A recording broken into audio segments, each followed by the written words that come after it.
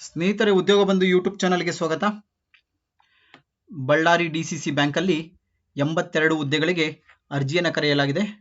ಅದರ ಬಗ್ಗೆ ಸಂಪೂರ್ಣ ಮಾಹಿತಿನ ತಿಳಿಸ್ಕೊಡ್ತೀನಿ. ಹಾಗೆ ಅರ್ಜಿಯನ್ನು ಸಲ್ಲಿಸೋದು ಹೇಗೆ, ಯಾವ ವೆಬ್ಸೈಟ್ನಲ್ಲಿ ಅರ್ಜಿ ಸಲ್ಲಿಸಬೇಕು, ಅದರ ವಿವರವನ್ನು ಸ್ಟೆಪ್ ಬೈ ಸ್ಟೆಪ್ ನಿಮಗೆ ತಿಳಿಸ್ಕೊಡಲಾಗುತ್ತೆ. ಯಾರೆಲ್ಲ ನನ್ನ ಚಾನಲ್ಗೆ ಇನ್ನೂ ಸಬ್ಸ್ಕ್ರೈಬ್ ಆಗಿಲ್ವೋ ದಯವಿಟ್ಟು ಸಬ್ಸ್ಕ್ರೈಬ್ ಆಗಿ. ಯಾವೆಲ್ಲ ಹುದ್ದೆಗಳಿಗೆ ಅರ್ಜಿಯನ್ನು ಕರೆಯಲಾಗಿದೆ ಅಂದರೆ, ವ್ಯವಸ್ಥಾಪಕರು ಅಥವಾ ಸಹಾಯಕರು, ಇಂಗ್ಲೀಷಲ್ಲಿ FDA ಅಂತ ಕರೀತಾರೆ, ದ್ವಿತೀಯ ದರ್ಜೆ ಸಹಾಯಕರು SDA, ಹಾಗೂ ವಾಹನ ಚಾಲಕರು, ಹಾಗೆ ಕಿರಿಯ ಸೇವಕರು, ಈ ಎಲ್ಲ ಹುದ್ದೆಗಳಿಗೆ ಅರ್ಜಿಯನ್ನು ಕರೆಯಲಾಗಿದೆ. ಅಧಿಸೂಚನೆ ಪ್ರಕಟವಾದ ದಿನಾಂಕ ಬಂದು 6/4/2026. ಆನ್ಲೈನ್ ಅರ್ಜಿ ಪ್ರಾರಂಭ ದಿನಾಂಕ ಅದೇ ದಿನದಂದು 6/4/2026. ಅರ್ಜಿ ಸಲ್ಲಿಸಲು ಹಾಗೂ ಶುಲ್ಕ ಪಾವತಿಸಲು ಕೊನೆಯ ದಿನಾಂಕ ಬಂದು 6/5/2026 ಆಗಿರುತ್ತದೆ.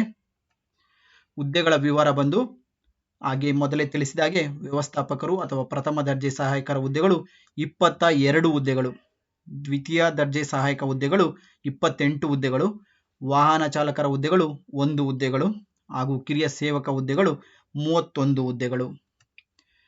ದ್ವಿತೀಯ ದರ್ಜೆ ಸಹಾಯಕರಿಗೆ ಅಂಗೀಕೃತ ಮಂಡಳಿಯಿಂದ ದ್ವಿತೀಯ PUC, 12th ಸ್ಟ್ಯಾಂಡರ್ಡ್ ಅಥವಾ ತತ್ಸಮಾನ ವಿದ್ಯಾರ್ಥಿಯಲ್ಲಿ ಪಾಸ್ ಆಗಿರಬೇಕಾಗುತ್ತೆ. ಕನ್ನಡ ಭಾಷಾ ಪ್ರಾವೀಣ್ಯತೆ ಮತ್ತು ಕಂಪ್ಯೂಟರ್ ನಿರ್ವಹಣೆಯ ಜ್ಞಾನ ಕಂಪಲ್ಸರಿ ಬರಲೇಬೇಕಾಗತ್ತೆ. ಹಾಗೆ ಕಿರಿಯ ಸೇವಕರ ಹುದ್ದೆಗಳಿಗೆ SLC ಪರೀಕ್ಷೆಯಲ್ಲಿ ಉತ್ತೀರ್ಣರಾಗಿದ್ದು ಕನ್ನಡ ಭಾಷೆಯನ್ನು ಒಂದು ವಿಷಯವಾಗಿ ಅಭ್ಯಾಸ ಮಾಡಿರಬೇಕು. ಹಾಗೆ ವಾಹನ ಚಾಲಕ ಹುದ್ದೆಗಳಿಗೆ SLC ಉತ್ತೀರ್ಣರಾಗಿರಬೇಕು, ಕನ್ನಡ ಭಾಷೆಯನ್ನು ಒಂದು ಭಾಷೆಯಾಗಿ ಓದಿರಬೇಕಾಗತ್ತೆ.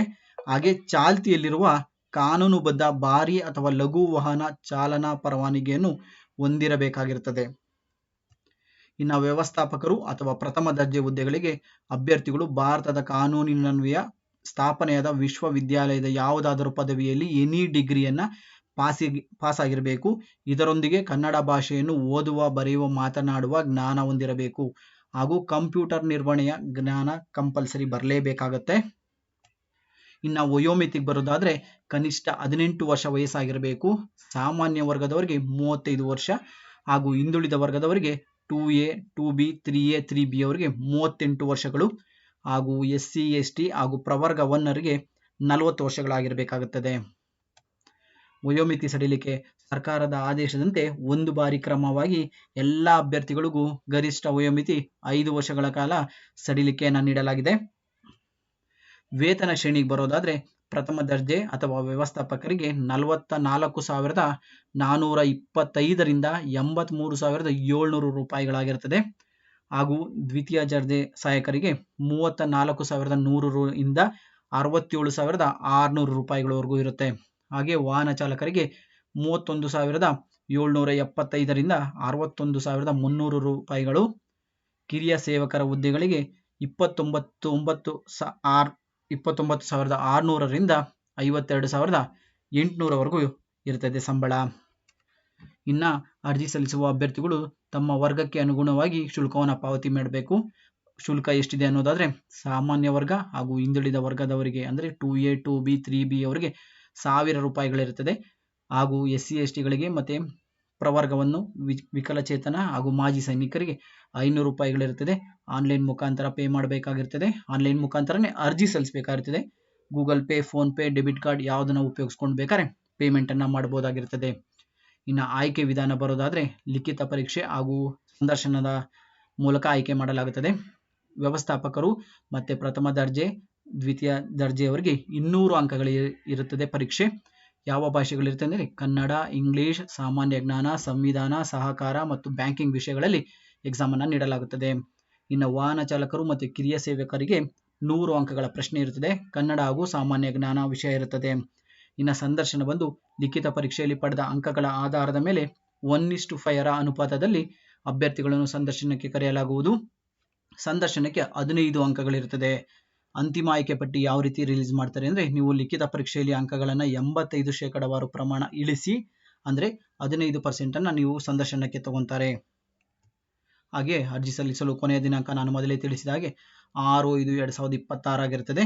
ಲಿಖಿತ ಪರೀಕ್ಷೆಯು ಯಾವ ಭಾಷೆಯಲ್ಲಿರುತ್ತದೆ ಅಂದರೆ ಕನ್ನಡ ಹಾಗೂ ಇಂಗ್ಲಿಷ್ ಎರಡರಲ್ಲೂ ಕೂಡ ಇರುತ್ತದೆ.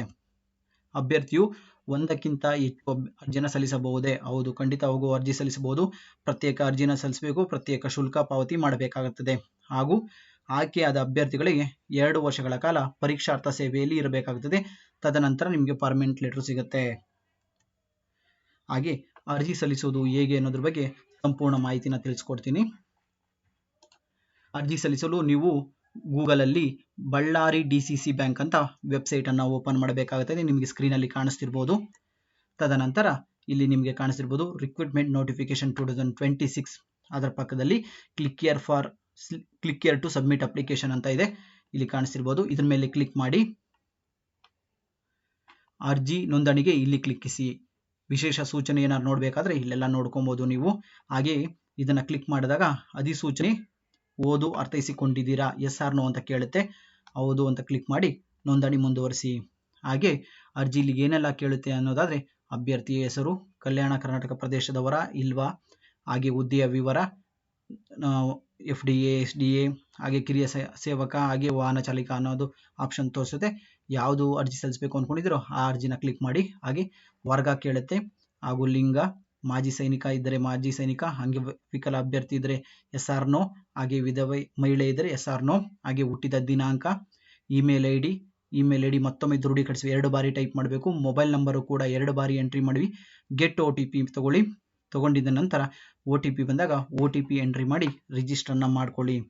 ರಿಜಿಸ್ಟರ್ನ ಮಾಡ್ಕೊಂಡಾಗ ನಿಮ್ಮ ಇಮೇಲ್ ಐಡಿಗೆ ಅಪ್ಲಿಕೇಶನ್ ನಂಬರ್ ಬರುತ್ತೆ. SD ಅಂತ ಸ್ಟಾರ್ಟ್ ಆಗುತ್ತೆ ಅಪ್ಲಿಕೇಶನ್ ನಂಬರು.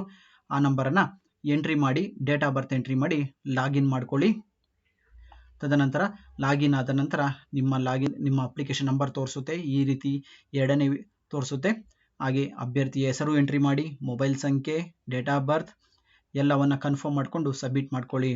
ತದನಂತರ ಏನೆಲ್ಲ ಕೇಳುತ್ತೆ ಅನ್ನೋದಾದರೆ ಆಧಾರ್ ಸಂಖ್ಯೆ ಕೇಳುತ್ತೆ, ತಂದೆ ತಾಯಿಯ ವಿವರ ಅಥವಾ ಪತ್ನಿಯ ವಿವರ, ಕಾಯಂ ವಿಳಾಸ ಹಾಗೂ ಪತ್ರ ವ್ಯವಹಾರ ವಿಳಾಸವನ್ನು ಕೇಳುತ್ತೆ. ಇಷ್ಟನ್ನು ಫಿಲ್ ಮಾಡ್ಕೊಳ್ಳಿ. ತದನಂತರ ಯೋಜನಾ ನಿರಾಶ್ರಿತರ, ಎಸ್ ಆರ್ ನೋ ಅಥವಾ ಗ್ರಾಮೀಣ ಅಭ್ಯರ್ಥಿ, ಕನ್ನಡ ಮಾಧ್ಯಮ, ಕಂಪ್ಯೂಟರ್ ಜ್ಞಾನ ಕಂಪಲ್ಸರಿ ಬೇಕೇ ಬೇಕು, ಇಲ್ಲ ಅನ್ನೋ ಹಾಕಂಗಿಲ್ಲ, ಹೌದು ಅಂತಲೇ ಹಾಕಬೇಕಾಗತ್ತೆ. ಹಾಗೆ ವಿದ್ಯಾರ್ಹತೆ, ನಿಮ್ಮ ಯಾವ ವಿಭಾಗಕ್ಕೆ ಅಪ್ಲಿಕೇಶನ್ ಹಾಕ್ತಿರೋ, ಯಾವ ಪೋಸ್ಟ್ಗೆ ಹಾಕ್ತಿರೋ ಆ ವಿದ್ಯಾರ್ಹತೆನ ಎಂಟ್ರಿ ಮಾಡಬೇಕಾಗತ್ತೆ. ವಿದ್ಯಾರ್ಹತೆ ಎಂಟ್ರಿ ಮಾಡಿ. ಹಾಗೆ ಯಾವ ಸ್ಟ್ರೀಮ್, ಡಿಗ್ರಿ ಅವರಾದರೆ ಆರ್ಟ್ಸ್, ಕಾಮರ್ಸ್, ಸೈನ್ಸ್ ಯಾವ್ದು ತೊಗೊಂಡಿರ್ತೀರಾ ಅದ್ರ ಬಗ್ಗೆ ಮಾಹಿತಿ ನೀಡಿ. SLC ಅವರಾದರೆ SLCಲಿ ಯಾವ ಸಬ್ಜೆಕ್ಟ್ಸನ್ನು ತೊಗೊಂಡಿರ್ತೀರಾ ಅದ್ರ ಬಗ್ಗೆ ಎಂಟ್ರಿ ಮಾಡಿ. ಮತ್ತು ಯೂನಿವರ್ಸಿಟಿ ಕೇಳುತ್ತೆ, ಯೂನಿವರ್ಸಿಟಿ ಎಂಟ್ರಿ ಮಾಡಿ.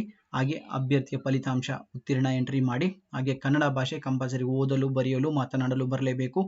ಎಸ್ ಅಂತ ಕ್ಲಿಕ್ ಮಾಡಿ. ಆಲ್ರೆಡಿ ಉದ್ಯೋಗಿ ಆಗಿದ್ದರೆ ಎಸ್ ಅಥವಾ ನೋ. ಹಾಗೆ ಭಾರತೀಯ ಪ್ರಜೆ ಅನ್ನೋದ್ರ ಬಗ್ಗೆ ಮಾಹಿತಿ ಕೇಳುತ್ತೆ. ಆಮೇಲೆ ಪ್ರೊಸೀಡ್ ಅನ್ನೋದನ್ನ ಕ್ಲಿಕ್ ಮಾಡ್ಕೊಳ್ಳಿ. ಎಲ್ಲ ಡೀಟೇಲ್ಸ್ನ ಒಂದ್ಸರಿ ಕನ್ಫರ್ಮ್ ಮಾಡಿಕೊಂಡು ಪ್ರೊಸೀಡನ್ನು ಕ್ಲಿಕ್ ಮಾಡಿ. ಆ ನಂತರ ಎಲ್ಲ ಡೀಟೇಲ್ಸ್ ಹಾಕಿದ ನಂತರ ಡಾಕ್ಯುಮೆಂಟ್ಸ್ ಅಪ್ಲೋಡ್ ಕೇಳುತ್ತೆ. ಡಾಕ್ಯುಮೆಂಟ್ಸ್ ಅಪ್ಲೋಡ್ ಮಾಡಬೇಕಾಗತ್ತೆ. ಏನೆಲ್ಲ ಡಾಕ್ಯುಮೆಂಟ್ಸ್ ಅಪ್ಲೋಡ್ ಮಾಡಬೇಕು ಅಂದರೆ ಭಾವಚಿತ್ರ 100 KB, 10 KB ಇಂದ 100 KB ಒಳಗಡೆ JPG ಫಾರ್ಮೆಟಲ್ಲಿ ಸ್ಕ್ಯಾನ್ ಮಾಡ್ಕೊಬೇಕು. ಹಾಗೆ ಸಹಿನ ಬಂದು 10 KB ಇಂದ 100 KB ಒಳಗಡೆ ಅದು ಕೂಡ ಸಹಿ ಸ್ಕ್ಯಾನ್ ಮಾಡ್ಕೊಬೇಕು. ಹಾಗೆ SLC ಅಂಕಪಟ್ಟಿ ಅದು 50 KB ಇಂದ 250 KB, ಅಂದರೆ 50 KB to 250 KB ಒಳಗಡೆ JPG ಫಾರ್ಮೆಟಲ್ಲಿ ಸ್ಕ್ಯಾನ್ ಮಾಡ್ಕೊಳ್ಳಿ. PDF ಅಲ್ಲಿ ಇದ್ರೆ ಆಗೋದಿಲ್ಲ. ಹಾಗೆ ಜಾತಿ ಪ್ರಮಾಣ ಪತ್ರ, ಪದವಿ ಅಂಕಪಟ್ಟಿ, ಪದವಿ ಅಂದರೆ FDA ಅರ್ಜಿ ಸಲ್ಲಿಸ್ತಿದ್ರೆ, ವ್ಯವಸ್ಥಾಪಕರಿಗೆ ಅರ್ಜಿ ಸಲ್ಲಿಸಿದ್ರೆ ಪದವಿ ಅಂಕಪಟ್ಟಿ ಕೇಳುತ್ತೆ, ಅದನ್ನ ಎಂಟ್ರಿ ಮಾಡಬೇಕು. ಹಾಗೆ ಜಾತಿ ಪ್ರಮಾಣ ಪತ್ರ ಎಂಟ್ರಿ ಮಾಡಬೇಕು. ಹಾಗೆ ವಾಹನ ಚಾಲನಾ ಅಭ್ಯರ್ಥಿಗಳು ಏನಾದ್ರು ಅರ್ಜಿ ಸಲ್ಲಿಸಿದ್ರೆ ಅವರ ಡ್ರೈವಿಂಗ್ ಲೈಸೆನ್ಸನ್ನು ಸ್ಕ್ಯಾನ್ ಮಾಡಬೇಕಾಗತ್ತೆ. ಇಷ್ಟೆಲ್ಲ ಸ್ಕ್ಯಾನ್ ಮಾಡಿ ಸಬ್ಮಿಟನ್ನು ಕ್ಲಿಕ್ ಮಾಡಿ ಆನ್ಲೈನ್ ಮುಖಾಂತರ ಫೋನ್ಪೇ ಅಥವಾ ಗೂಗಲ್ ಪೇ ಮುಖಾಂತರ ಪೇಮೆಂಟನ್ನು ಮಾಡ್ಬೋದಾಗತ್ತೆ. ಇದೆಲ್ಲ ಯಾರಿಗೆ ಅನ್ವಯಿಸುತ್ತೋ, ಯಾರೆಲ್ಲ ಅರ್ಜಿ ಸಲ್ಲಿಸಬೇಕು ಅಂದ್ಕೊಂಡಿದ್ದೀರೋ ಸರ್ಕಾರಿ ಹುದ್ದೆಗಳಿಗೆ ಹಿಂದೆ ಅರ್ಜಿ ಸಲ್ಲಿಸಿ. ಕೊನೆ ಟೈಮಲ್ಲಿ ಸರ್ವರ್ ಪ್ರಾಬ್ಲಮ್ ಆಗುತ್ತೆ. ಹಾಗೆ ನನ್ನ ಚಾನಲ್ನ ಸಬ್ಸ್ಕ್ರೈಬ್ ಆಗೋದು ಮರಿಬೇಡಿ. ಹಾಗೆ ಸ್ನೇಹಿತರಿಗೂ ಕೂಡ ಶೇರ್ ಮಾಡೋದು ಮರಿಬೇಡಿ. Thank you.